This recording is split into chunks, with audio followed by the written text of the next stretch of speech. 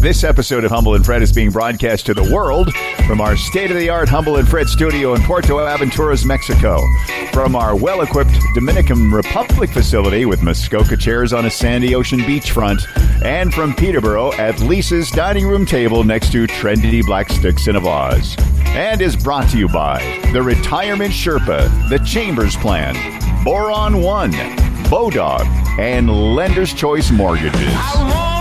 And now, here are two men who are actually in two different time zones in two different countries, still pumping out the same damn thing. Hemorrhoids, diarrhea, fist banging, and constipation. No. It's Humble and Fred. Yeah, that would be our law firm.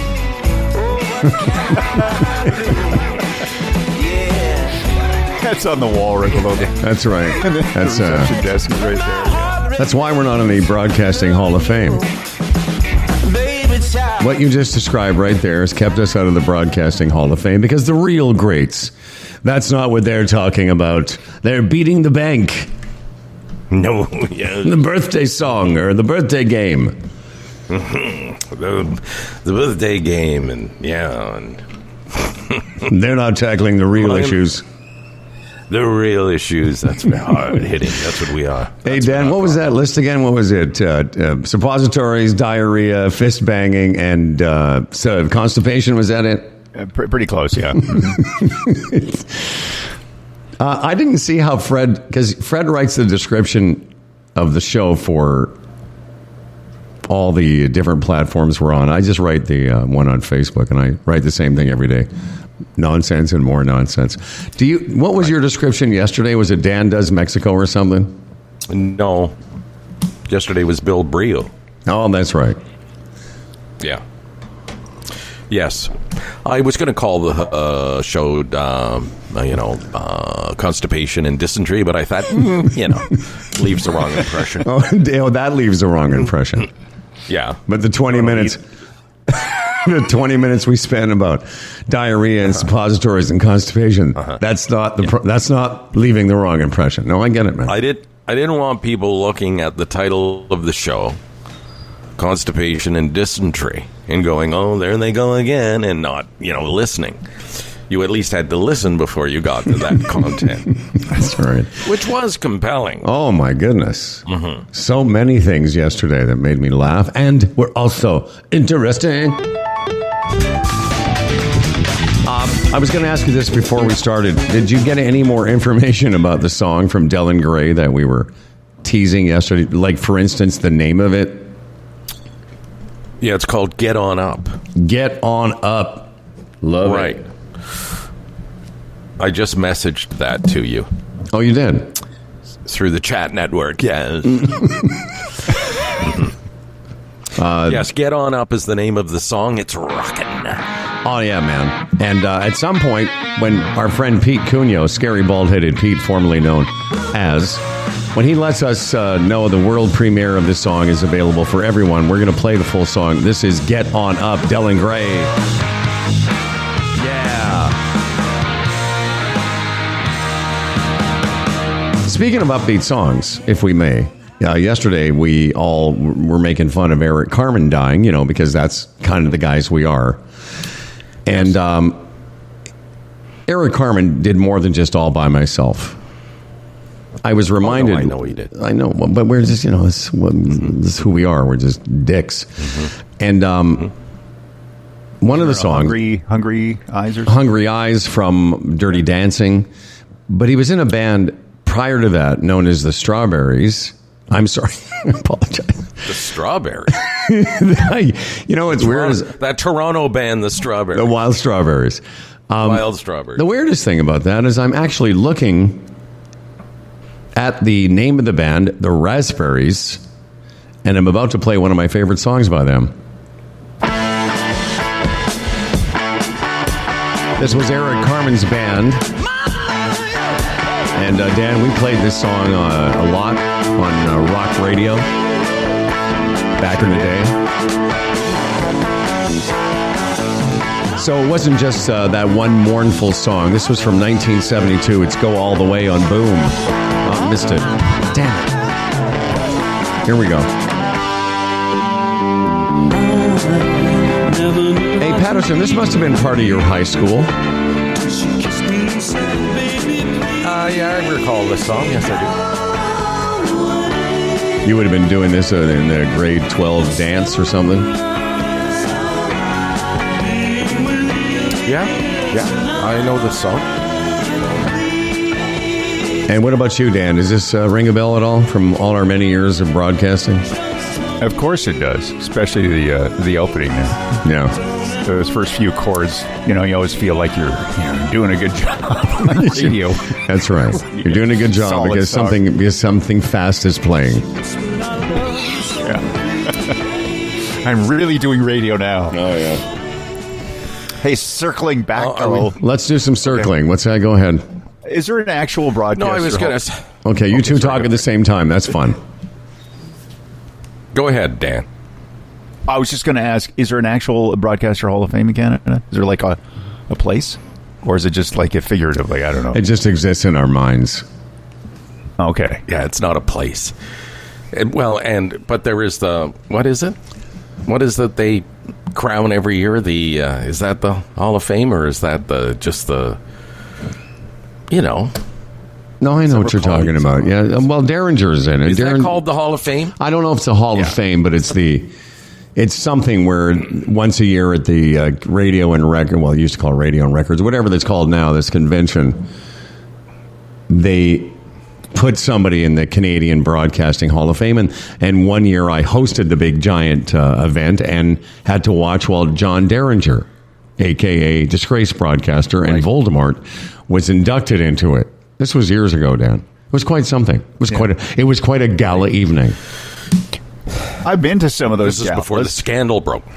Yeah. I know that there's the galas. I just didn't know if there's an actual place where you can, walk down, it's some sort of museum-like environment. No. Okay. No. Pictures on the wall. No, they're looking for a space. Yes. They're looking for a space. But, with the where radio is at right now and revenues and whatever, they really can't afford the space, it seems.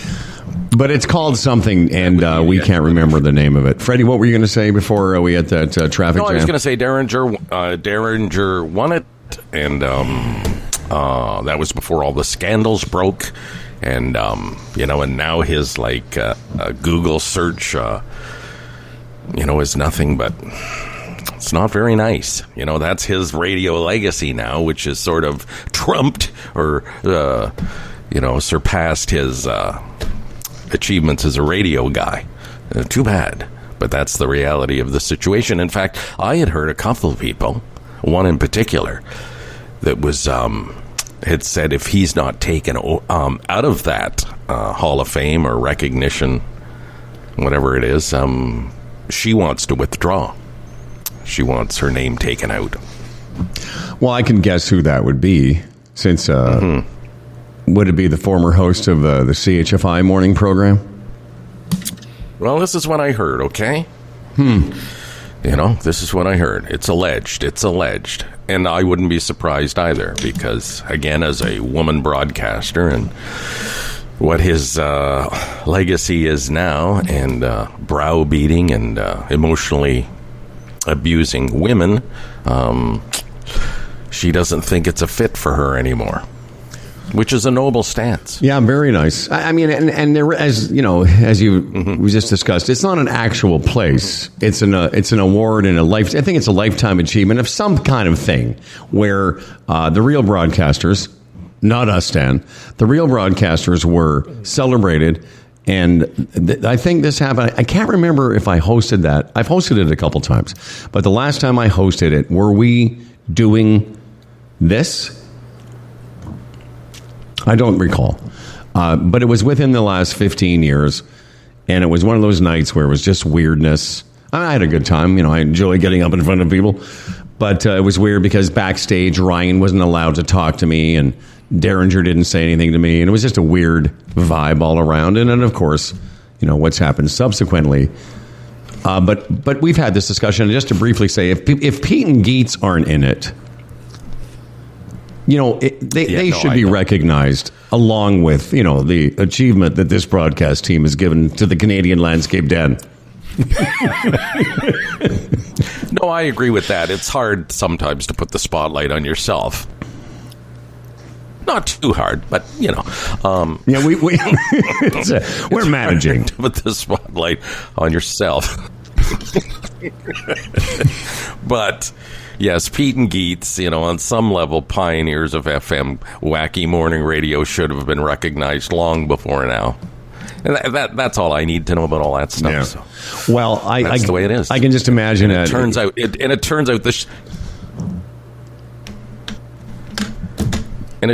the shining star, the great one, turns out to be a big fat fucking asshole. Yeah. We haven't. Are you a little on a delay? Somebody's on a delay on this. Yeah. There's something going on here. But Fred has a bigger delay than both you and I are. Yeah, so what we're going to do is we want to re-engage the Zoom thing because it's happened a couple times and it doesn't normally happen to us. Okay. What do you think about that, Friedrich? So what do you want to do? Well, we can just quickly have you guys re-engage the... I'll just shut it down and start again. You're going to restart the show then? No, not restart the show. I'll just talk for a couple of seconds while you guys come back. Oh, okay. I'll leave and then I'll come back. I'll count to 15 or something. But Dan, I'm going to just to be clear, I'm shutting down the entire Zoom thing. I'll just keep recording.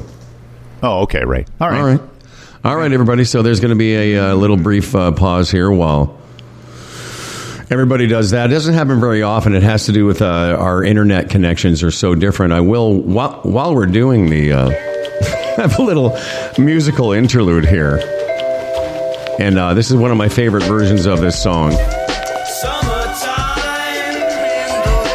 I'm playing it because I was talking to Fred before the show started, and it turns out in Toronto today, I just looked at the Weather Network forecast.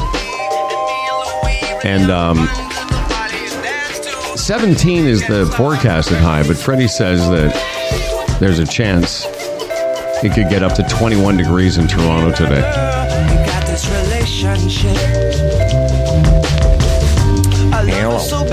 I'm playing Sublime Summertime because, as I just said to the audience, you and I were talking about the fact that in Toronto today it could get up somewhere between 17 and 21 degrees on the 13th of March, which I don't care how you slice it, is definitely unusual, especially given the last couple of weeks. It wouldn't be unusual if it just happened once, but the way the weather has been for the last 2 or 3 weeks in the GTA, completely different. Yeah, absolutely.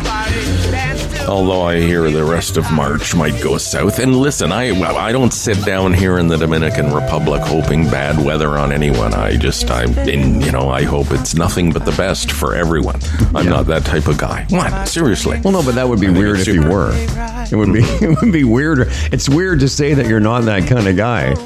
Because it would just be like, hey, did you know that Fred is the kind of guy that sits down in the Dominican and just hopes the weather is shit everywhere that's not where he is? Yeah, I heard that.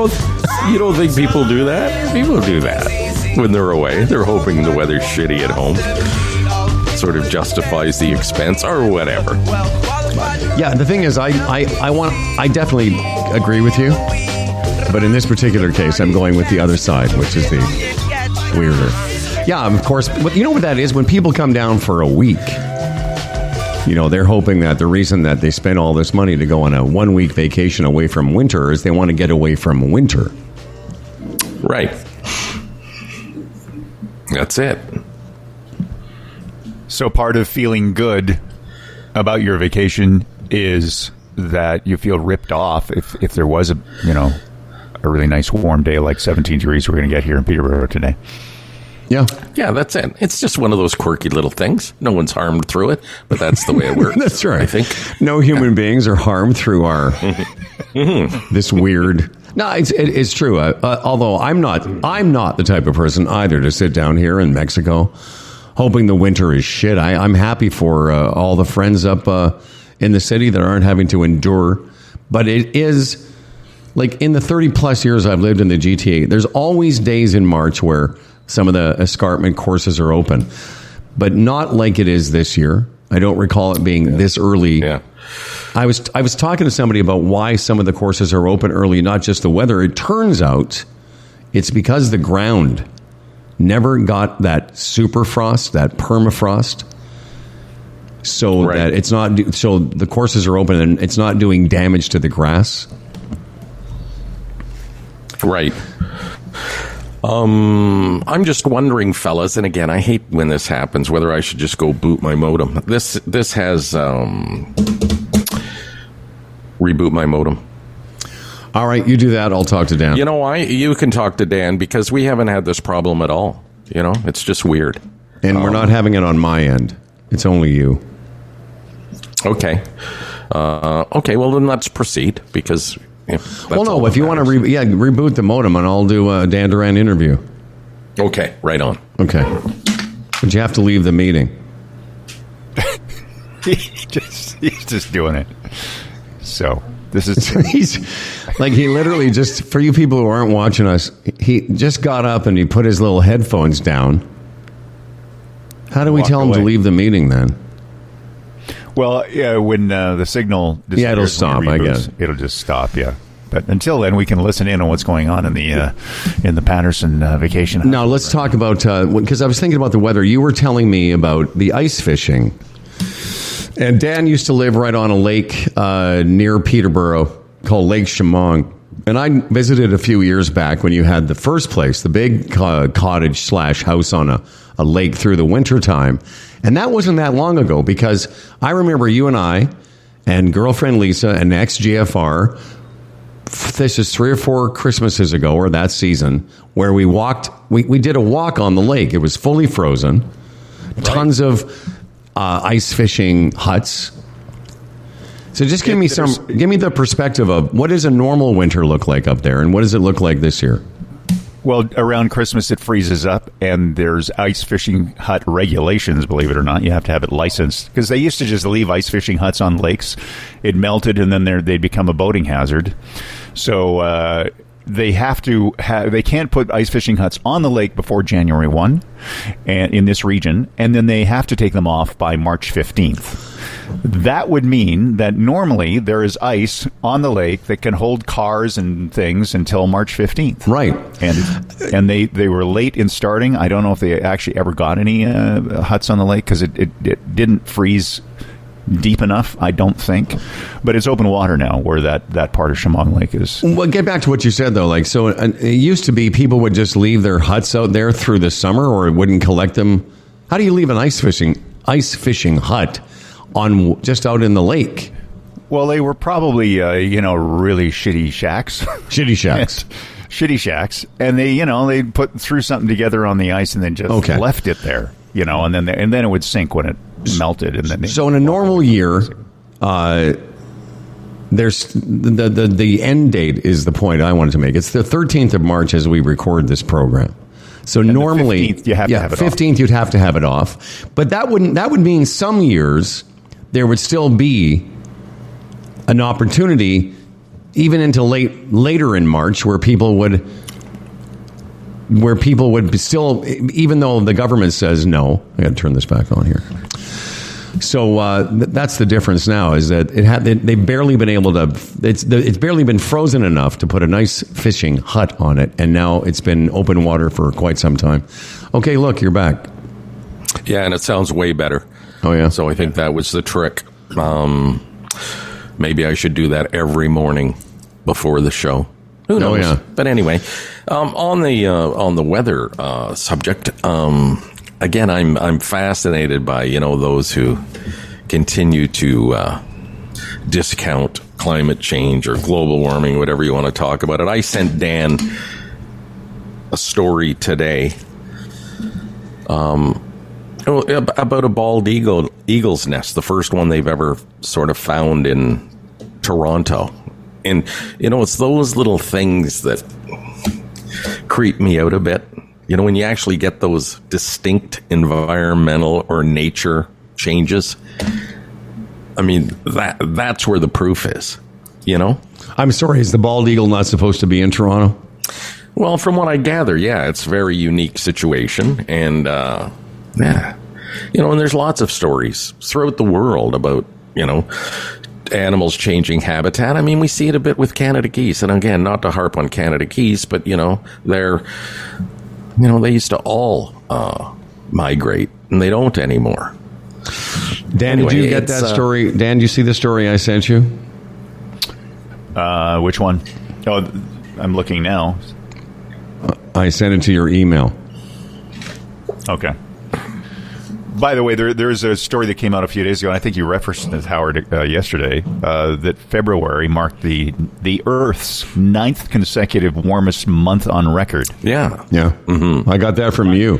The story I sent you, Dan, if you don't want to do it for the news, I'll bring it up because it's pretty fascinating. It's about a baby that was born on an airplane.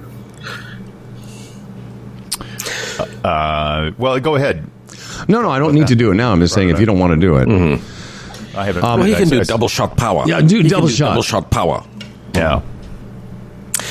But there's all sorts of quirky things happening all over, to the ocean level here in the Dominican Republic, to animals, inhabiting areas that they didn't before, on and on and on.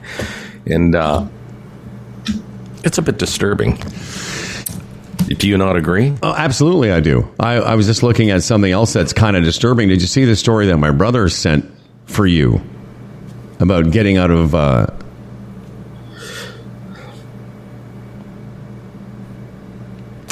Stephen is worried about you. Who? Edmonton Steve. Crisis in Haiti prompts thousands to flee to Dominican. And he's just wondering when you're going to get out. Are you going to talk to... I'm going to... Yeah, we're going to talk to Tony about that. Yeah, definitely. Listen, it's sort of on my mind, but almost from a comical standpoint. Like, deep down, I know there's nothing to worry about, yet at the same time, this island isn't that big, especially when you come from Canada, right? Yeah. This landmass I'm on isn't that big. And literally within hours, evildoers could be That's right. Could be right here in Cabarete. And but then again, they probably go to the main cities first to wreak their havoc. But who knows? But you never know. Like, it could be a situation where we're going to have you airlifted out of there. Given the status, your celebrity status, they're going to want to come after you and hold you hostage. Yeah, but the airport will be crazy. Yeah. Thousands of tourists will be there hanging onto airplanes as they take off. There'll be fights break out, people wanting to get on board, pushing women and children out of the way. That's right. And then when they find out it's Fred Patterson, they're going to go, make way. Make way. No, I thought what I might do is, because we have great travel coverage through the chamber plant.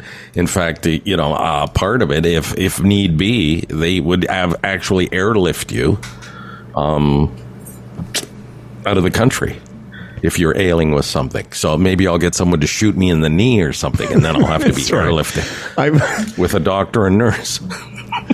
I don't know. I was going to say, I don't know if the chamber, as good as the chamber plan is, and it is the best, I don't know if they've got hostage coverage. But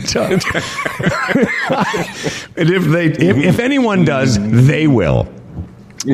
So but apparently the border crisis there between Haiti and the Dominican is heating up. There is a border crisis? An actual Dan. border crisis? Oh, sorry, comedy, right? No, this is not comedy. Oh, I thought I have to keep pointing out when the comedy's happening. Good, because I didn't know there was a border crisis. I know there's a crisis there with the gang. Crisis. I just read the headline. Crisis in Haiti prompts thousands to flee to the Dominican from Haiti. It goes on further to say that gang violence in Port-au-Prince has led to the internal displacement of 15,000 people in just the last week of February.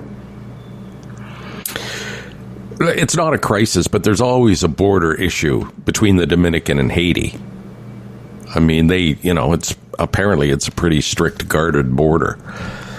But again, when they've released thousands of prisoners from prisons in Haiti, the gangs have, I guess, to spring their gang members, and you just wonder. I mean, when when the country's sort of in disarray and there's no real government, how do you stop people from moving throughout the country or even leaving the country into the Dominican? I mean, honestly, they can't guard every square inch, I wouldn't think. Well, you can say there's no crisis, but according to this story in Le Monde, the Haitian-Dominican border, in the second paragraph it says, is experiencing one of the most serious crises in recent decade. Fuck. Anyway, okay, great. Listen, you're not nearly worried enough. I need. This is what you're going to do. Listen, you're fine, but we'll keep. Dan Duran. We get the newsroom on this. Let's keep monitoring this situation. Right. Well, by the way, go ahead. No, you go. I was just going to say the Haitian Prime Minister resigned yesterday, and I think he's stranded in Puerto Rico, and there's been some meetings about him. And then there's, then the gangsters are jostling for power in Haiti, and that's causing this crisis, I think, right now. Yeah, his name's Ariel Henry. He was in Puerto Rico. Apparently, he met with Trudeau. Did Trudeau fly to Puerto Rico or something to meet with the guy? Again, that's not too high level when you meet with Trudeau, but yeah, he's going to resign, and they're going to try and get some kind of a government in there. But yesterday, while sitting on the Muskoka chairs looking out over the ocean, I was looking around at other people. There was people kite sailing and people swimming in the ocean and people walking along the ocean, and it made me think of that whole ignorance is bliss thing. I'm thinking, do any of these people, are they aware of what's going on in Haiti? Do they care? Have they opened the newspaper? Yeah, they don't seem to be as worried. They don't seem to be as worried as we are. Mm-hmm. Yeah, but you know what you should do? You should say, "Hey, kite surfer, just come here for a second. Look at this." Canada has, I think we've gave them 80 million. Not a lot of money. We've I just can't remember what the story said. We've either reconfirmed or we're not. We've given them the amount of money that we were supposed to give them. Somehow, that's what Trudeau is there for. But traditionally, that's been their problem. They've had guys at the top. They get aid, foreign aid. Yeah. And they steal it. Yes, and it's they a shame do. Because there's no reason, as part of the same landmass as the Dominican, there's no reason they can't be a country with a good, healthy tourism industry. But it's never been allowed to happen because of the civil unrest. People are afraid to go there, have been for years. Well, why don't we just table this and we'll circle back. We'll just pause this and maybe come back to it when Tony Clement joins us in about 15 minutes' time. Because there's going to be some discussion of that and what Canada traditionally does, and why can't Haiti have the same prosperity as the Dominican Republic? There's a story, and again, I don't want to get into it too deeply. This third candidate or third party candidate in the States, RFK, Robert Kennedy Jr. Robert. Mm-hmm. What's the F for Robert? Doesn't matter. Francis. Doesn't matter. Oh, is it Francis or Fitzgerald? Anyway, one of them.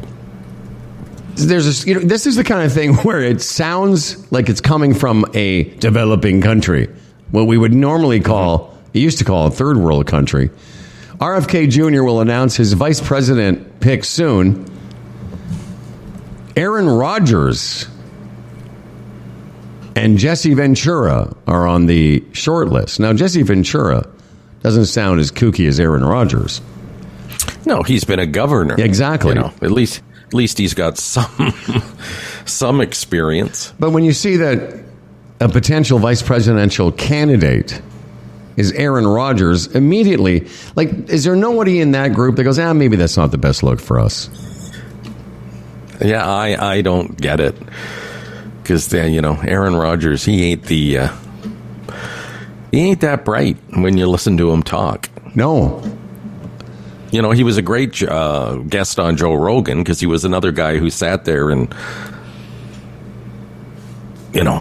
tried to leave the impression that he knows a lot, but he doesn't know a lot. Caught in all sorts of, again, misinformation and lies and anything that, cherry picking all the stuff he wants to enhance whatever government or political slant he's got. And, for him to be... But then again, look, you've said it before. Who'd have ever thought that the guy that hosted The Apprentice would be president? That's right. So this guy was quarterback of the Green Bay Packers. So why not? And the Jesse Ventura thing, when that happened back in 1999, he was the governor of Minnesota for a few years. At that time, it seemed super cool. 99 to 2003. At that time, it seemed like a quirky thing, and maybe kind of like when Gopher from the Love Boat became a senator. Fred, what was his name? What was his name?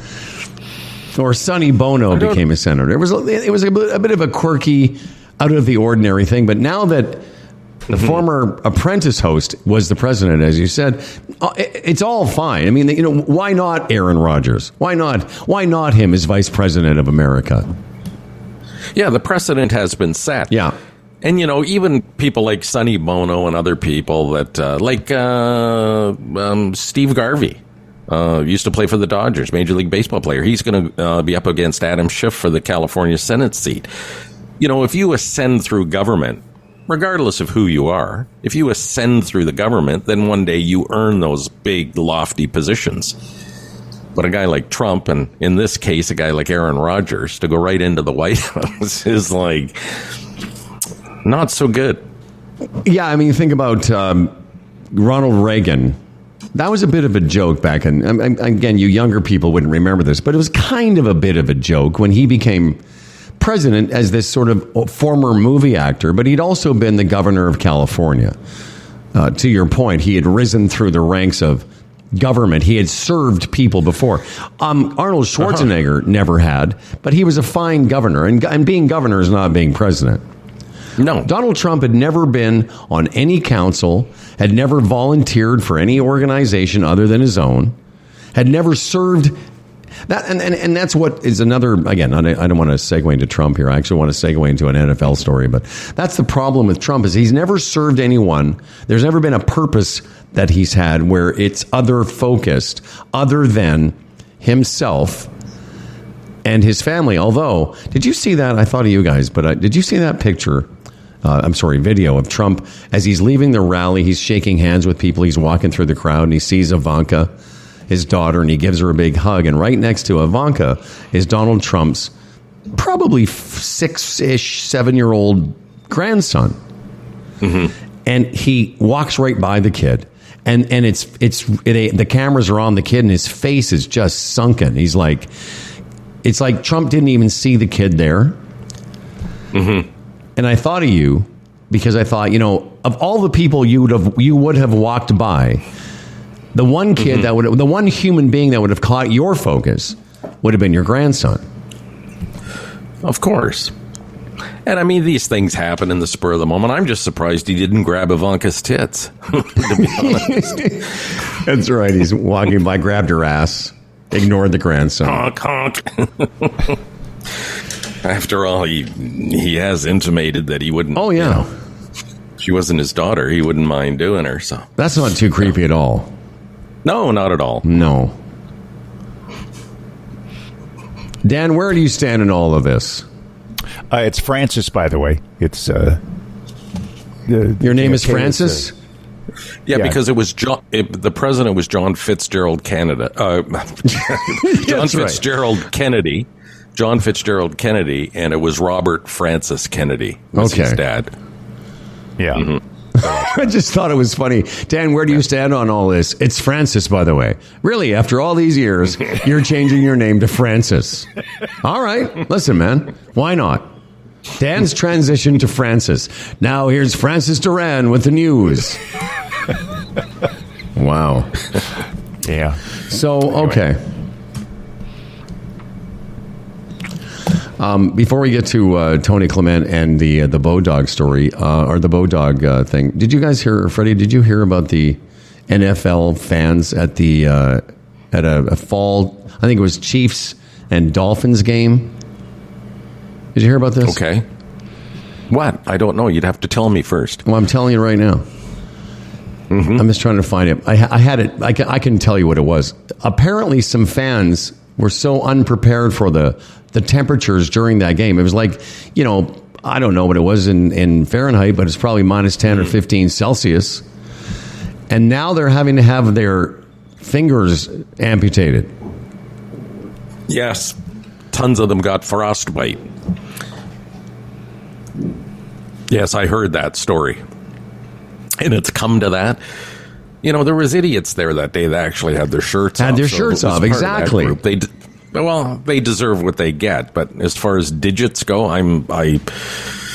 that's pretty severe. But that's how cold it was that day. But listen, when was the last time you were at a football game, an NFL game? Or have you ever been to one? Of course I have. Yeah, years ago. Okay, well, like when I won't go to Buffalo anymore. And listen, I drink, you don't. But the crowd, it's sometimes very uncomfortable because so many in the crowd are so pissed from the tailgate parties. By the time they actually get to their seat, they're already hammered. Oh, yeah, exactly. So I can see that, a big party day, and they were making a joke of the weather, and it's like, look at me, I'm a big drunken asshole, and I can, take my shirt off. So I'm not surprised by this. Well, that's what I was going to get to. And I'm sure a lot of it is tied to alcohol. I bet. I watched that game, and just as you described it, they were, hey, Francis, there were, here in Canada, when it's minus 15, we don't take our shirts off. For the most part, we keep that, and that game was filled with drunken people, mostly guys, who decided that it was a big joke, that it was minus 15 or whatever it was in Fahrenheit. Right. And now those guys, and then looking back on it, now that they've sobered up, now those guys are having their fingers amputated because of this extreme frostbite. Mm-hmm. Because it make like how many were holding beers with their bare hands? Yeah, all afternoon, and then you're half cut, so you're not really totally appreciating the cold. Or now that the blood actually in your fingers is starting to freeze. Yeah, I've seen enough in Buffalo to know how these guys carry on, so I'm not surprised. I have experienced frostbite as a kid on my feet because I would stay out on the open ice rink that we had at the end of our street, too long, and I just remember when that feeling of. And I only had like frostbite where your toes get they start to turn a little bit white. I remember that feeling when they would thaw out, how painful it was. When it would start to get prickly and then it would start to sting. Mm-hmm. But we weren't drinking. What's that, Dan? That wouldn't happen to these guys. Probably wouldn't happen until they've sobered up. Well, that's what Fred's saying. Until they realize that they've been outside all afternoon with their shirts off, drinking, beer after beer.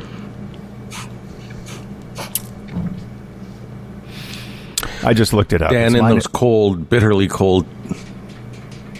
Sorry, the delay there. Those cold, bitter days, and okay, go ahead. Yeah, it's fucked up today. Go ahead. I was just going to say it was minus 20 with minus 33 with the wind chill in that game. I looked it up. Mm-hmm. Oh, that was in Celsius. Yeah.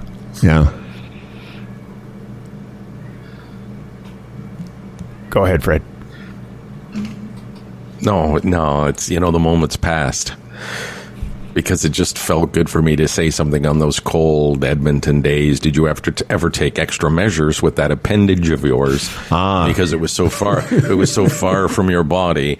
Was it more susceptible to freezing? But again, the moment's passed. I can't. Dan, it's lost all its fun. Did your granny ever knit you a dick toque?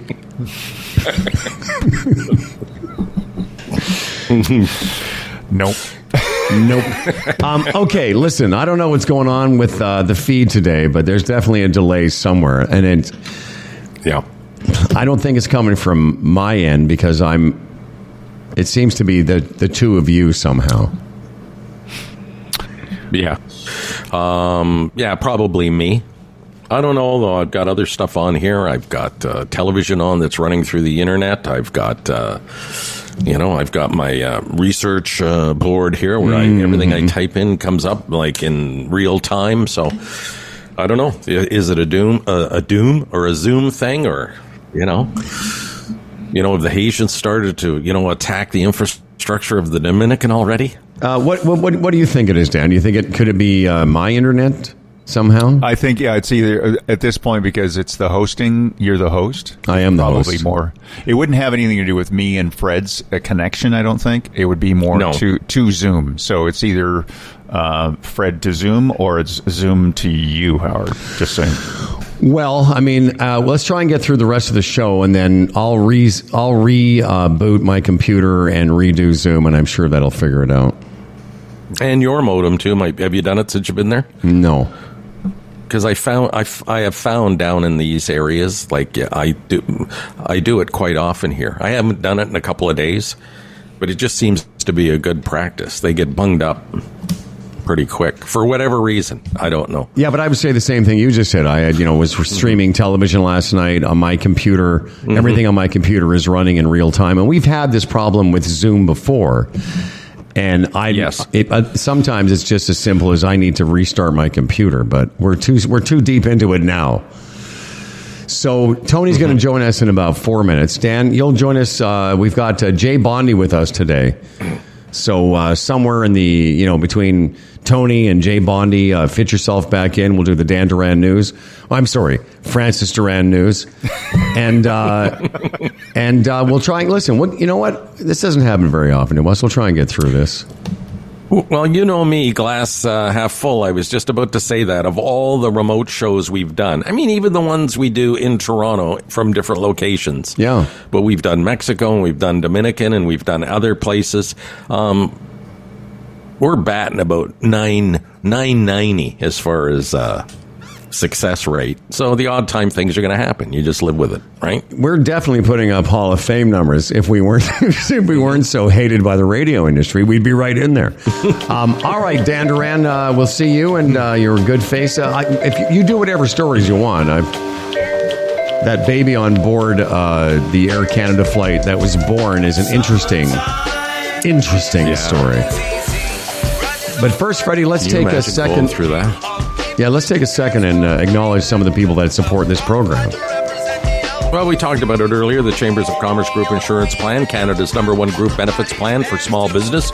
Brett Tanner was on the show earlier this week. He laid it all out. Yes, some increases this year, but compared to the rest of the industry, very low. And that's one of the great things about the Chambers of Commerce Group Insurance Plan as a nonprofit. They could hold the line on premiums, and they've done another great job this year. Yeah, considering all the things we've been through, premiums are going to pop up a bit, but again, they've held the line pretty well. Dental, prescriptions, and therapies, and as I said, travel insurance, and all sorts of things. A mental health component. They still add products through this. It's the Chambers of Commerce Group Insurance Plan, Canada's #1 group benefits plan for small business. Chamberplan.ca.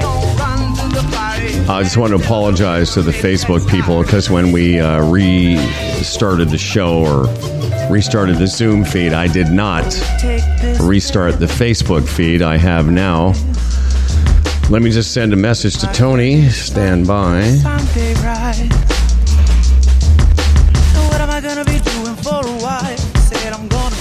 I heard from Brett Tanner yesterday. Has asked me if I wanted to host the Chamber Plan Awards banquet again this year, and I said yes, I will be happy to do that. How many years in a row is that now? How many years in a row is that? Many, many. It's fine, though. I really enjoyed it. They're a good group of people, and it's kind of cool because the last couple of years you've gone to the golf tournament, and I've done this. And happy to be part of it. Happy to be. You know what? It's always nice to be asked. When it comes to investments, again, we don't like to tell you what to do with your money, and we certainly appreciate you spending your time with us. But when it comes to an investment, you might look at least have our Sherpa or your Sherpa look at Boron 1. It's the world of boron, and as we've been explaining in the last year or so, that it's not easy to get boron out of the ground, and these people seem to be doing a nice job of it, or they're certainly getting ready to find out they're certainly getting ready to do it. And find out more about the process and how Boron One is expanding their junior mining company to a place that very few of these companies ever get to, which is actually creating a mine, a working mine. Find out more. And hey, listen, we make no claims about investments, but at least have a look at the company. Boron One and boron1.com.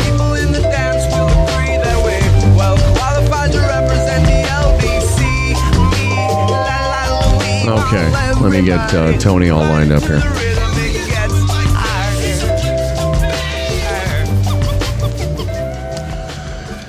Tony Clement. Tony, let's see if there's a delay with Tony. Hi, Tony. Welcome to Humble and Fred. Hello. Can you hear me? Yeah, Good. man. Yes. Loud and clear. Good. Nice. Greetings from Washington, D.C. I'm just going to ask you, before the official introduction, you look like you're in a hotel room doing some kind of big-time conference somewhere. Yeah, it's a conference on critical minerals, energy transition, and national security.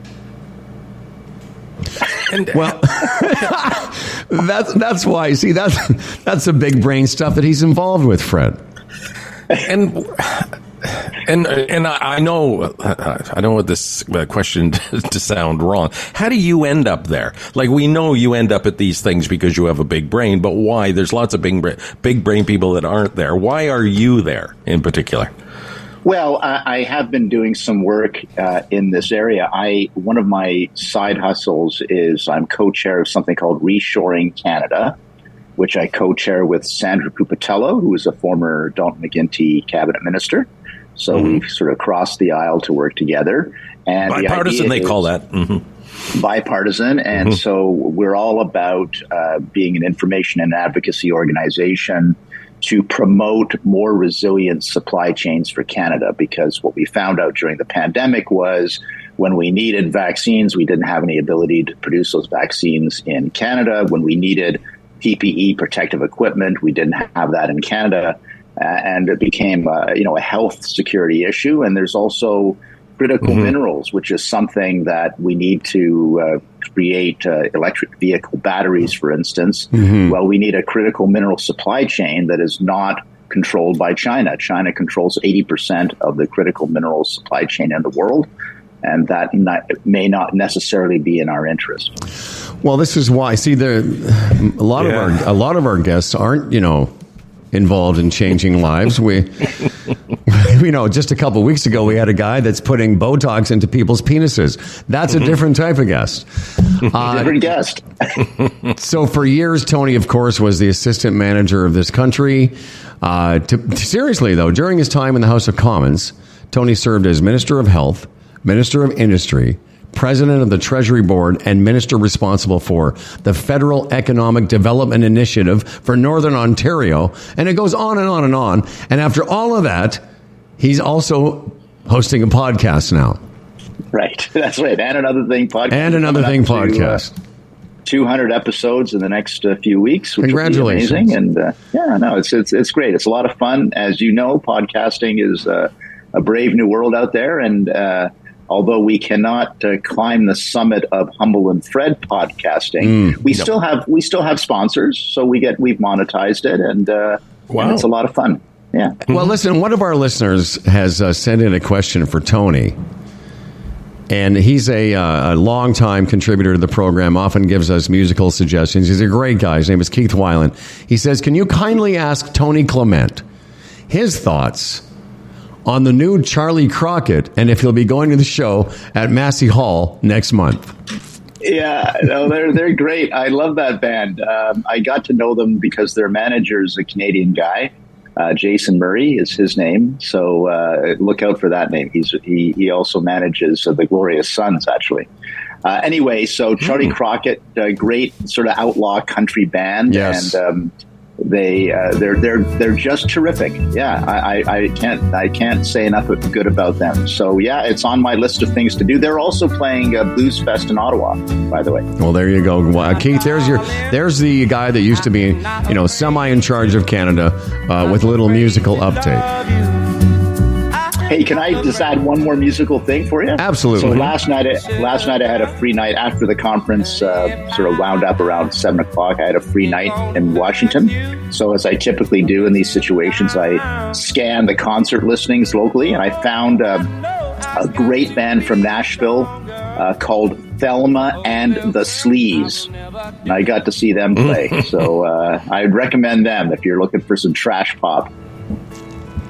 Well, Tony, you actually play in a band, don't you, or dabble with playing with a band all the time as well? Yeah, the Dock Spiders, they're no more, Fred. Right. They've kind of... Oh, no.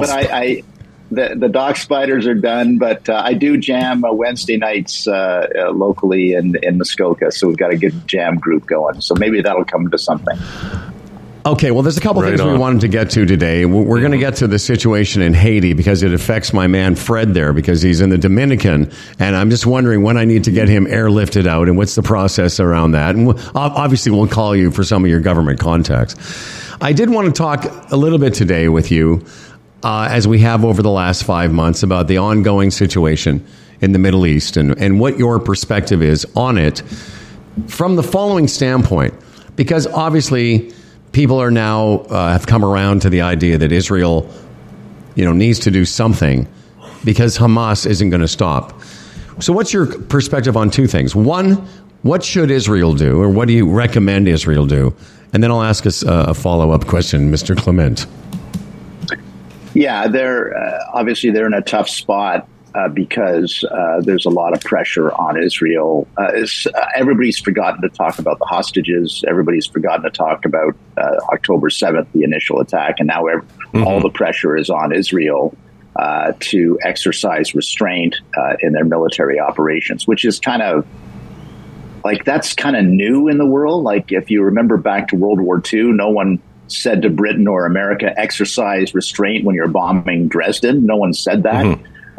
But all of a sudden, the aggrieved party, which and I would say is Israel, has to exercise restraint. So there's a great phrase I've used in politics that comes from Macbeth. Lady Macbeth said, "If it were done when 'tis done, then 'twere well it were done quickly." And so I think what Israel has got to do is get to the other end of this military operation, which involves, Rafah, I guess is the name of the city, and get to the other side of that, and hopefully their security situation will improve. They're going to be condemned on all sides, whatever they do in terms of military activity. So I think the best thing for them to do is to get it over with and get to the other side. And I just wanted to follow up. I wanted to ask Fred, if I may, is that there's no doubt now that the worldwide reaction to this is also fascinating. There was a protest the other day in front of the opening of a Holocaust museum. The protesting, the anti-Israeli, anti-Jew thing has gotten out of hand. But the interesting thing for me is that there's been no Jewish people protesting in front of, name a bunch of institutions protesting the attack on October 7th. You don't see a lot of Israelis or Jews around the world saying, "Hey, remember when we were attacked?" How is... And I think I know the answer, but I wanted to get your perspective. How turned around is this in our time? I think that what I've noticed, however, is that there have been, memorial sessions and activity about the people that were killed, and then there have been not protests, but activity saying, "Look, release the hostages," and I think that's kind of appropriate for the diaspora, the Jewish community, to keep the focus on the hostages, because that's an open wound, So I noticed that as well. There's been some counter protesters occasionally when the, let's just call them pro-Palestinian protesters are out there. There are sometimes some counter protesters, but it's tough because, it's almost for the Jewish community, it's a damned if you do, damned if you don't situation, where if they're if they're too aggressive in their protesting, then all it does is heap more calumny on them. So it's really just a difficult situation for that community. Of course, I talk to many people, my friends and neighbors in the Jewish community, and they are feeling like, folks, they are feeling that they can't go to certain areas of the city without feeling like personally that they may become under attack. And that's true in New York, and that's true in London. And can you imagine any other community feeling that way? What the outcry would be? And yet it's like, yeah, that's fine. Now Jews feel unsafe in certain communities. That's okay. That's fine. We're okay with that. I guess I shouldn't be surprised, but it still shocks me that Canada, which is supposed to be a place where people can feel safe despite the terrible things that go on in the world, now we've got a whole community that doesn't feel safe. And I'm not trying to diminish. There have been attacks on Muslims in Canada as well. That's not good either. All of these things. People should give their heads a shake. Yeah, absolutely. All right. My perspective, and I've said it on the show before, to the point of frustration, is all these protests are one thing, and again, they seem unfair. Why these pro-Palestinians, never do I hear an outcry against Hamas by those people that Hamas caused what they're going through. It's never, we must stop, as a Palestinian, we must stop Hamas because look what they have done to us. Look where they've put us. I never hear that. It's just anti-Jew. I think if you were a Muslim and you wanted to say something against Hamas, would you feel safe saying that? Mm-hmm. Even in Canada? I don't see it in the protests in Canada. I never see signs, stop Hamas by a Palestinian. So, I mean, these are the perpetrators. These are the horrible things that took place on October 7th. I don't hear anything about that from these people. It's all anti-Jew. I just find it very peculiar.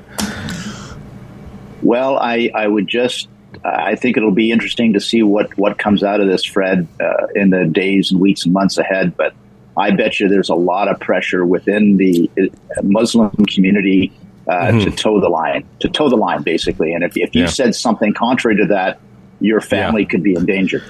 Yeah, and what's come out of this, and again, this could be years. This will be discussed for years. But the most peculiar thing to me is the reaction.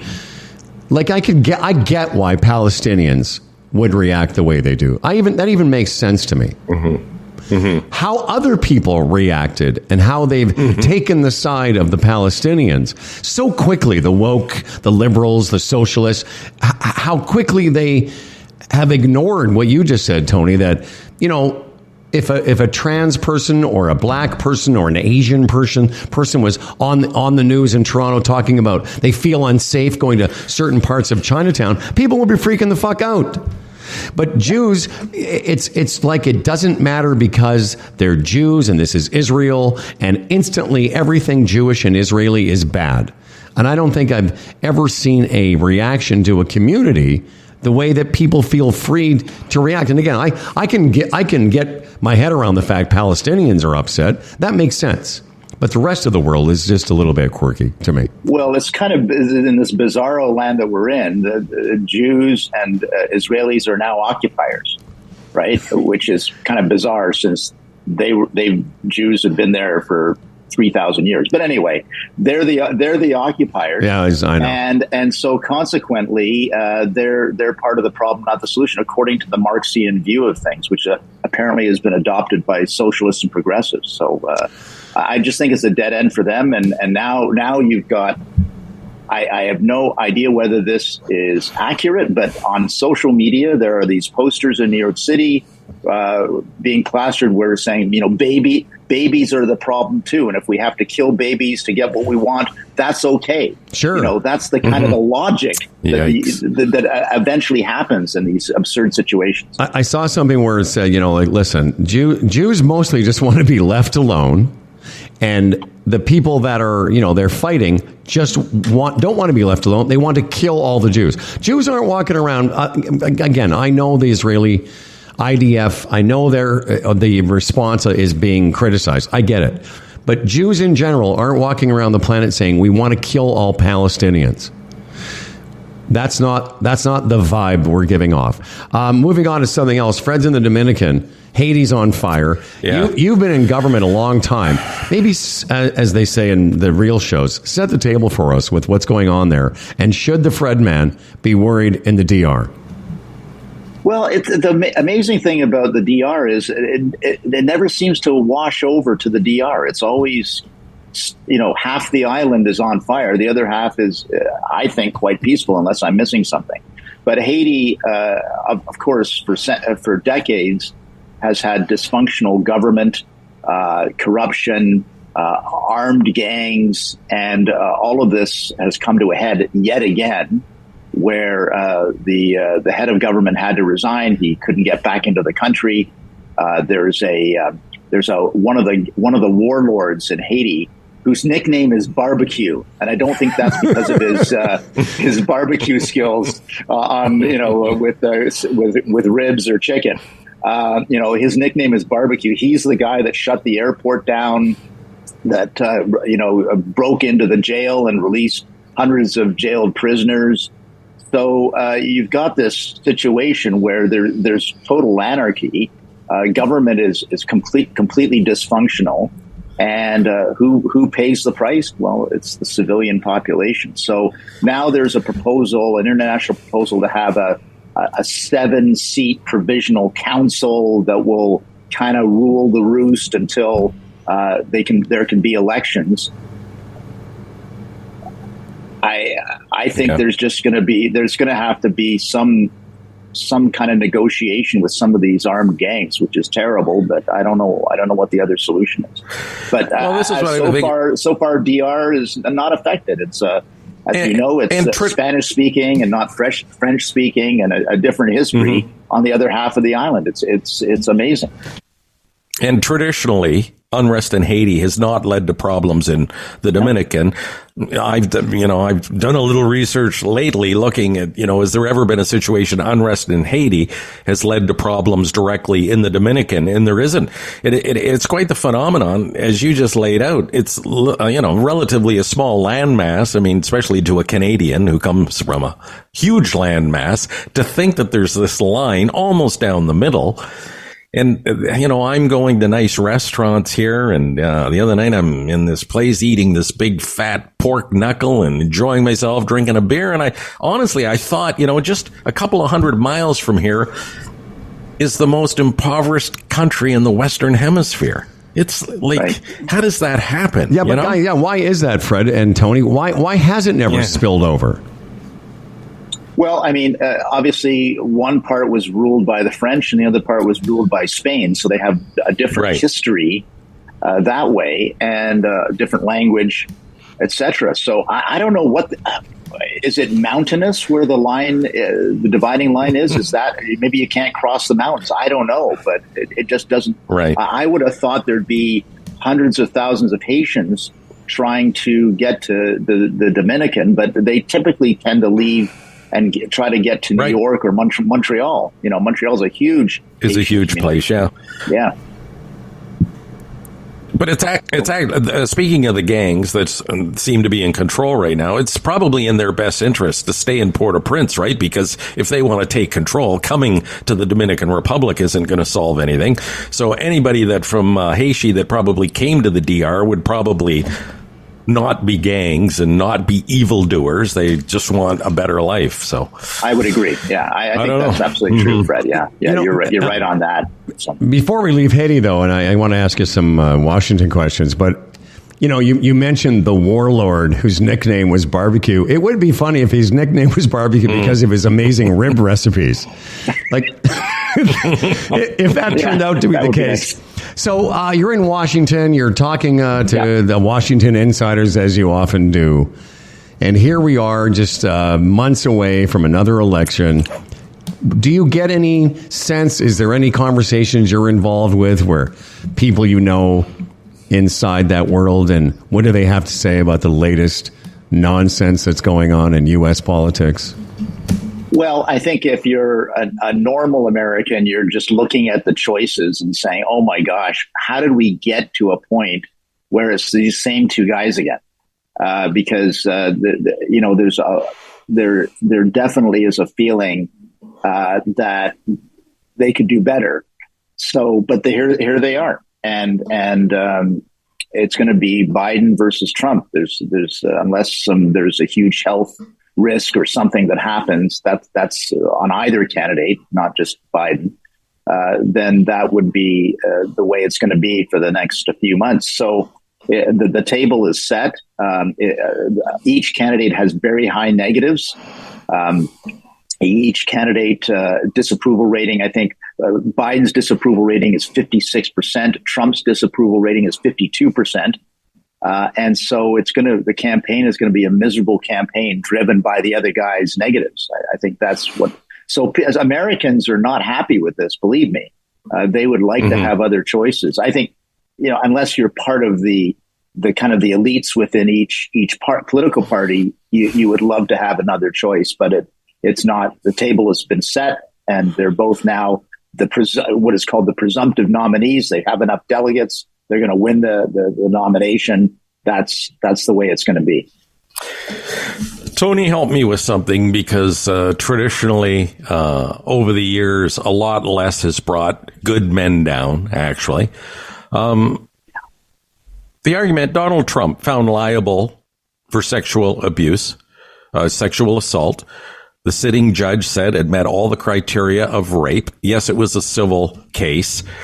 That seems to be the excuse for this guy now, and it's hard for me to believe that even at that level he survives through being, by a jury, being found liable for sexual abuse / rape, and he survives. Like, is that any excuse on any level? Okay, it wasn't a criminal course. It wasn't a criminal case. It was just a civil case. Is that where we're at?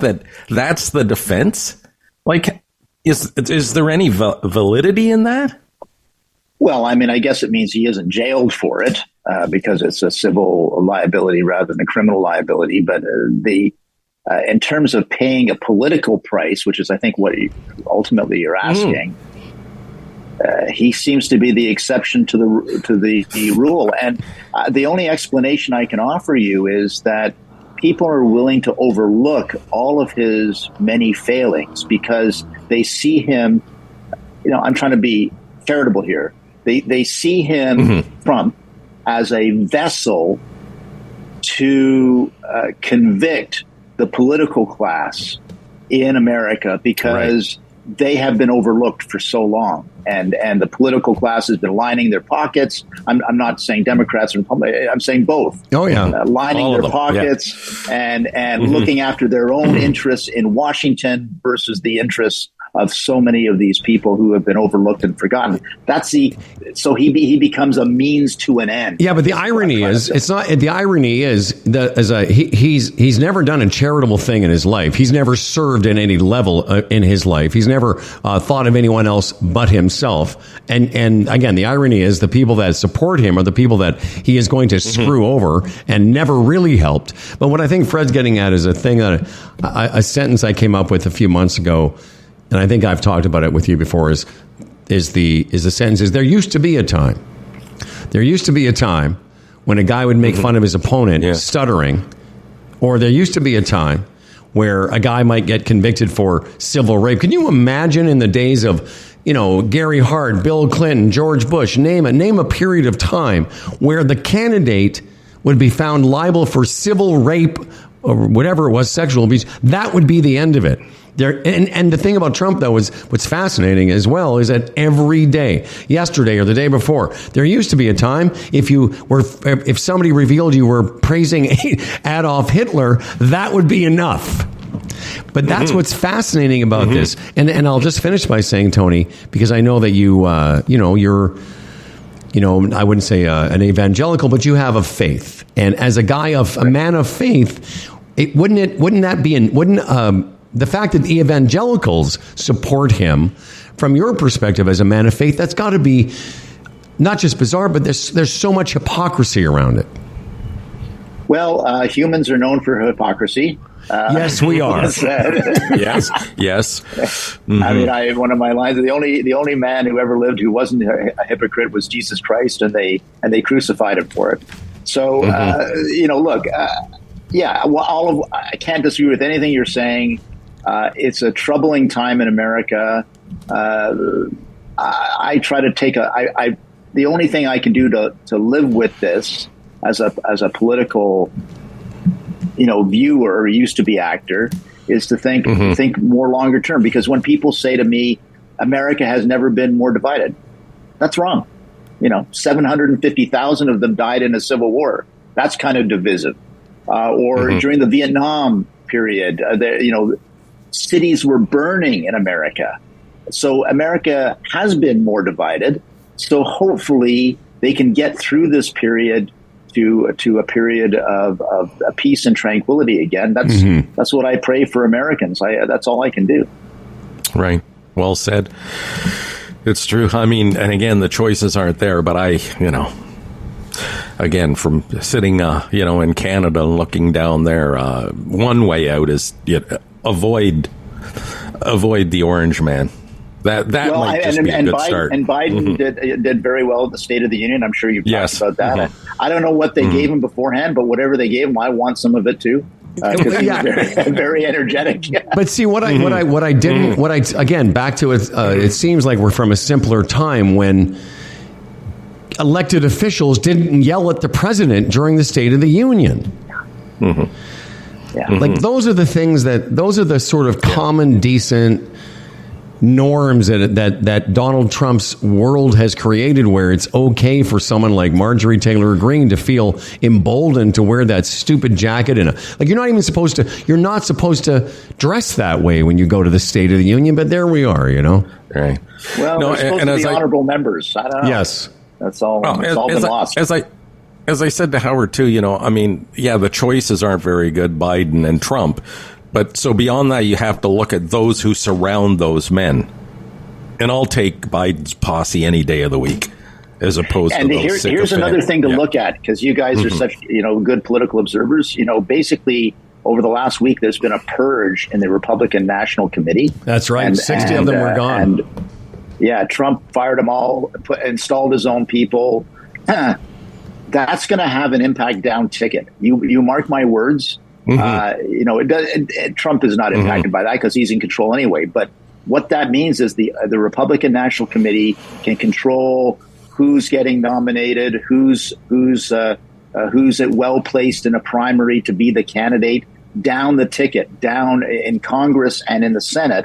It could have a huge impact on the Republican Party as the MAGA party as we approach November. And the other thing, again, not to get too inside, so to people who aren't as into this as we are, basically, Trump took over the machine that is the Republican National Committee. 60 people that were there that were non-Trumpers were fired. So beside that effect, there's also 60 people now that are disgruntled, pissed off, that are going to start talking about the real goings on of that world, and I think that's also going to have an effect. Well, there you have it. There's Tony Clement, another fantastic appearance. Don't forget, Tony is not only a podcaster, he's a broadcaster. He's on. What is the television that you're doing? It's on a broadcast called the News Forum, and I have a show called Boom and Bust, which looks at sort of business, economic, and national security issues. You can find that at Bell 506 or Rogers 107. Fantastic. And thanks, as always, for your contribution. Here's a little Charlie Crockett as we say goodbye to Tony. Thank you, my friend. Thanks, guys. All the best. Appreciate you. Okay, see you, Tom. Thanks. Hey, did you hear what Tony said? We're keen political observers. I like that. I'm a $10. I mean, whether it's true or not, Tony said it. Maybe that's a fact. Hey, Fred, man, why don't you... Tony said it. It must be true. Well, exactly. Why don't you do a little something for us before we get Jay Bondi in here? I've been seeing this portrait Right on. Let's talk about Bodog. Whether you're a sports bettor, a horse racing fan, a poker, casino player, Bodog, your number one source of online gambling entertainment. From their industry-leading odds, world-class sportsbook, and feature-rich poker room to their fully loaded casino and racebook, they've been providing Canadian players with an unparalleled gaming experience since 1994. That is Bodog. Yeah, man. Already know. Just let me get Jay inside the Humble and Fred Zoom Theater. That's what we should actually call it, the Humble and Fred Zoom Theater. Even Billy McLean fell off the diamond. And Like it. I got a couple other things to do while I get Jay settled here. Before we officially introduce Jay, let's make sure all the microphones are working, and Jay Bondy's with us today. Jay, can you hear us okay? We got you guys. Yeah, good morning. Okay, just stand by for a second because we are having a little trouble with our... It's not you, it's us. Let me make sure this is working. I've got the Sherpa theme. There we go. Here we go. Hanging in for the Sherpa. It's Sherpa 2, Jay Bondy. J.Bondy at raymondjames.ca. And you know him. We've been getting to know what he's all about. And Jay, welcome back to the program, my friend. Good to have you with us. Good morning, guys. Hope you enjoyed your time away last week. And it looks in this part of the country, what a beautiful day we got. About 18 degrees it's supposed to get up to today. So I was just going to say that. Have you heard, all I hear from my golf buddies in Canada, in Toronto especially, is how many GTA courses. There's a bunch of those escarpment courses that have opened up. Yeah, absolutely. Had a friend of my son's go golfing yesterday at a local course, and they're probably getting a little dampness on their feet, but getting to swing the stick, so not a bad thing. And you haven't been out yet, though. No, I've been asked a couple of times, but nope. Staying grounded, and I'm still very much a fair weather golfer for sure. No, I get it, man. I know. So am I. Yeah, I'm saying. Well, here's the thing.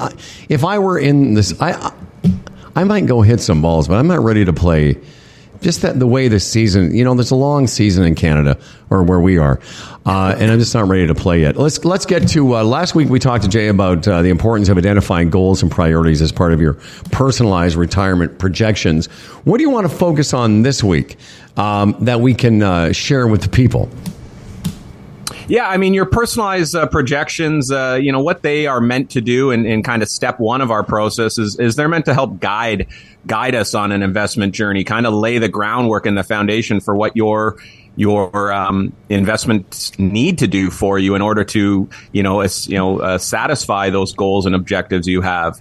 This week, my focus is really on, understanding that and then working a portfolio so that it delivers on those long-term goals. Again, our good friend Mr. Nibblesworth there, or Professor, has very savvy in his expectation of you cannot earn a 7 to 8% average return. Doing that every year, that would be great, but you need to have a little bit of opportunity. You need to have a nice amount of certainty in your portfolio, and ultimately, we need to find that nice rhythm in the rate of return. And it's really not one size fits all. I mean, it's really got to be customized for the individual, depending on what stage of life they're in. Yeah, I guess, and again, based on how much money they're working with and how much they're willing to risk, right? How deep they want to go. Absolutely. On risk factor. One of the biggest factors everyone, forgets about. They only focus in on that rate of return number. Where for us, we want to factor in that risk adjusted rate of return and also the taxation on how you're earning it. Again, a lot of people are saying, hey, GICs are a great spot to be right now, 5% free money. You're getting paid that in interest, right? So when you go to tax time and you're claiming that full brunt, where there are other options and opportunities within an investment portfolio to get dividends paid to you, to get capital gains, and those are much better come tax time. So that risk adjusted return as well as that taxable return are definitely things that we like to focus on here for the clients and have them better understand the benefits of that. And I think that's why you say not one size doesn't fit all, and how some things can seem one way on the surface and different when you dive into them. But let me talk a little bit about what you've given us in terms of notes: the standard deviation, correlation matrix, and something called diversification. Did I say that correctly? You got it. Yeah. I mean, honestly, the risk-adjusted returns are basically something that we look at. We look at it more than most, and we look at the upside and downside capture.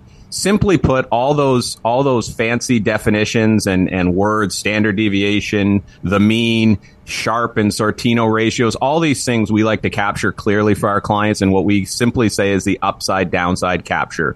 If we get more good when markets are going good than bad, we're winning. If we are getting in times when markets go down, because they do go backwards, are we getting less of that? And if we are, then that spread between the good and the bad is where we win for clients. And we don't try to hit home runs, for any clients. We just try to be that nice single, double hitter who performs consistently for people. So that's the risk adjusted return and the benefits of understanding what an upside downside capture ratio does for you.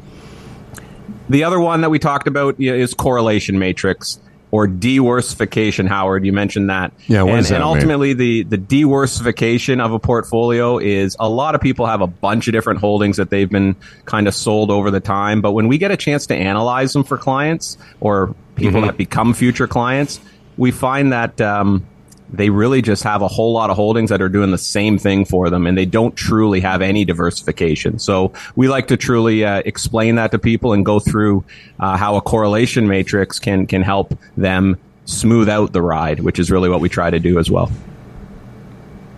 Well, that's fantastic. And very, very interesting. Yeah, very interesting. No, I'm saying all the... Go ahead, Freddie. No, you go ahead, Howard. Here's what we should. Let's go ahead together. We're having a little trouble with our Zoom today. Although it's funny because we're not having any delay with Jay. If you don't know if your portfolio is built to satisfy your personal retirement goals, we encourage you to simply reach out to Jay or Tim and the team at Sherpa headquarters for a no-cost, no obligation, personalized review, as many people have done over the past number of weeks. Maybe you can explain that. And once again, we encourage you, even if you've got somebody, this isn't going to cost you anything to have this team have a second look. And listen, we're talking about your retirement. And we're talking about a lot of people's, what they have to live on the rest of their lives. It's an important thing, right, Jay?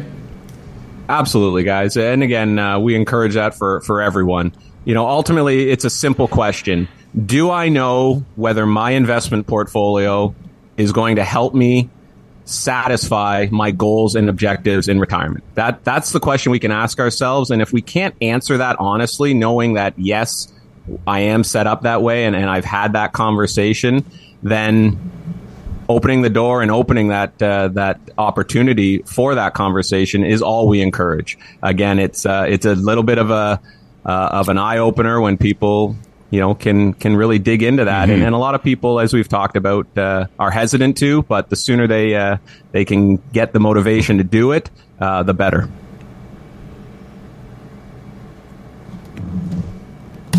Fred Mann, are you there still? Yeah, I'm here. Okay. I think the delay has gotten worse. Well, anyway, let me just say it's j.bondy at j.bondy at raymondjames.ca, or go to retirementsherpa.ca. And once again, it's a no cost, no obligation, personalized review. And what Jay just said about it being an eye-opening experience. Not only is it eye-opening, but it will be very pleasant. All right, Jay, man? We try to have fun along the way, guys. Thank you so much. Okay, Jay. Enjoy your day, gentlemen, when Thank you get to too. it. And enjoy your, if you get a chance to get outside today. All right, my friend. Try to sneak away. Yeah, I think what's happening there, Freddie, is the delay is mostly on you, because I noticed going back and forth with him, there was no delay between him and I. And there was no delay between him and I either. It's weird. Yeah, well, as you said earlier, it doesn't happen very often. How can you explain that? Yeah, I don't know. Like even right now. Yeah, I just started how talking. Are we talking over each other? I have no idea. Yeah, same here. Yeah. I don't know, but we've got just a few minutes left in the show, and then we'll figure it out. For as you said earlier, what I was saying is that it doesn't happen very often, but it's definitely happening now.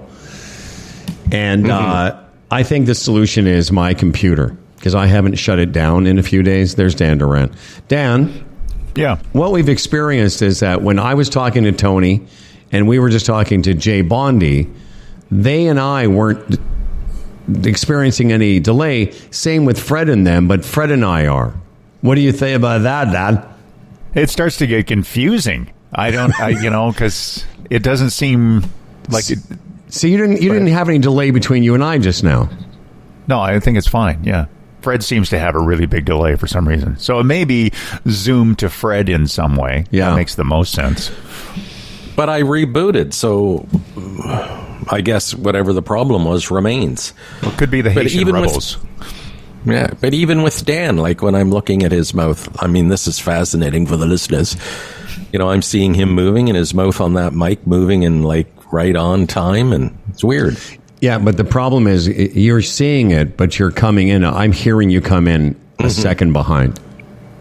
Well, okay. Well, we're gonna finish the show today, and we'll figure it out, everybody. And hopefully, it's not too irritating.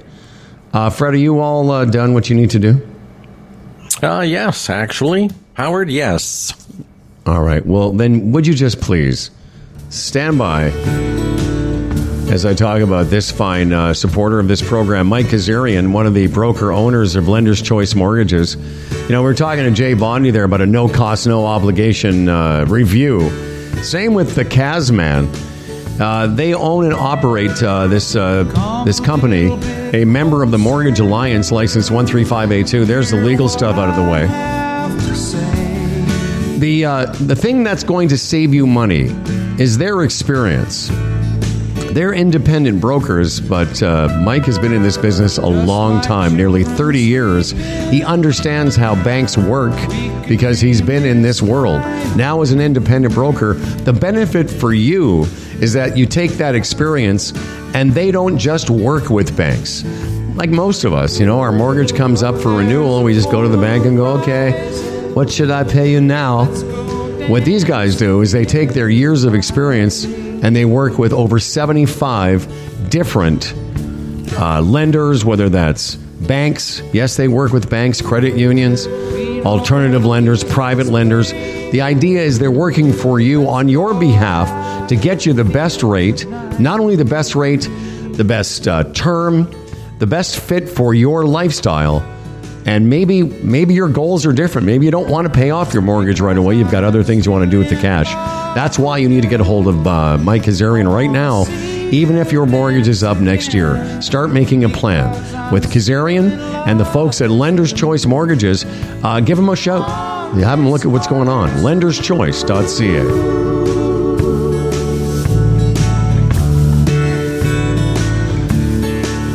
I can't wait to see what Dan's come up with today, because you send him a story, I send him a story. It's like a surprise. It's like a news surprise. It's all wrapped up in gift wrap. Dan, are you ready? I'm ready, yeah.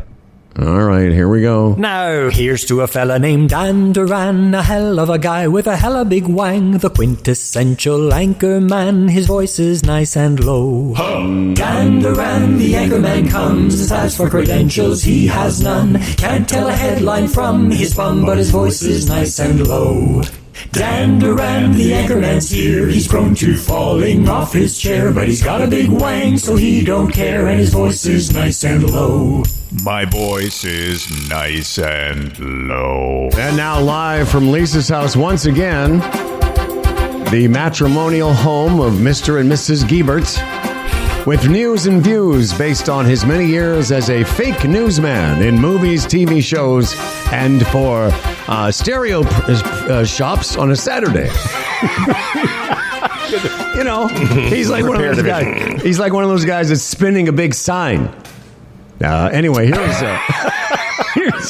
here's Dan Duran. Don't forget the gorilla suit. Yes.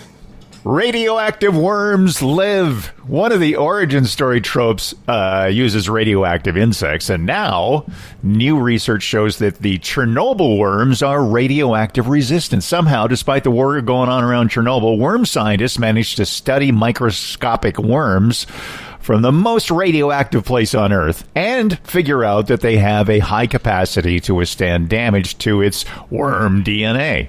So if worms can withstand Chernobyl-level radiation, perhaps one day they can be used to understand how to protect DNA against carcinogens. So cancer may be solved through these kinds of worms, or maybe we can create superheroes. Worm Boy, maybe. Yeah. Just power. Is this one of the studies? Is this one of the stories you sent? You guys talk. Oh, don't get frustrated. Is this one day? Go ahead. No. I'm saying you guys talk because it's just totally out of sync here. And I'm saying you talk now. I said, these studies, they're amazing. Who comes up with these thoughts? Who would have thought to study a worm? But see, it loses something in the delay. I'm just curious, because Fred sent you a story, I sent you a story, and you said, no, those stories are dumb. I'll talk about radioactive worms. Okay, since we're having a meeting on this, the worm, there's a worm there. I thought there was, a gift of, some sort of penis something or other. But no, you guys are worried about it's not one of your stories. I have the second story. No, you know what? Stand by. Right. You know what, Dan? You're absolutely right. Because of the delay today, we're off our game. Because on a normal Humble and Fred show, we would be all over your radioactive dick. Absolutely. Yes. Absolutely. I dangled the worm right there. You know what? He's right. Well, what you did was make an editorial decision. I sent you a story on a bald eagle, and Howard sent you a story on a baby being born on a plane. And, like any good editor, you chose the story that you thought had the most impact. Right? Right. And my second story is the Howard story. Here's what I want you to do. I want you to save the second story because this is just too much for us to go back and forth. So you save the second story. Tomorrow it's baby on board or airborne. Get it? That's good. I'll write that down. We're gonna try and get this fixed because this is Fred and I. You see, in any other circumstance, radioactive worms from Dan Duran would be 10 minutes of giant glowing dick jokes, but not today. So run its course. Tomorrow we've got emails, and we're going to try and get this thing fixed again. And thanks to Tony Clement. Thanks to everybody that had patience through today's program. And we'll see you later. This episode of Humble and Fred was brought to you by the Retirement Sherpa, the Chambers Plan, Boron One, Bodog, and Lender's Choice Mortgages. For contests and comments, we read the emails, Humble and Fred at humbleandfredradio.com. We got the big show coming up. Humble and Fred and humbleandfredradio.com. The big show where we, read the emails out loud. So tell us what you think. There's still time. And something you can do to help us out is subscribe, tell friends about us, share an episode, maybe rate the podcast. That would be great, too. For Humble and Fred, and from the Humble and Fred Zoom Theater, I'm Dan Duran. And remember, rebranding theaters is common, and the H&F Zoom Theater could be a sponsorship opportunity for you. It could be, insert your name here, Zoom Theater. Call now for this limited time offer, and enjoy every goddamn day. Clap your hands.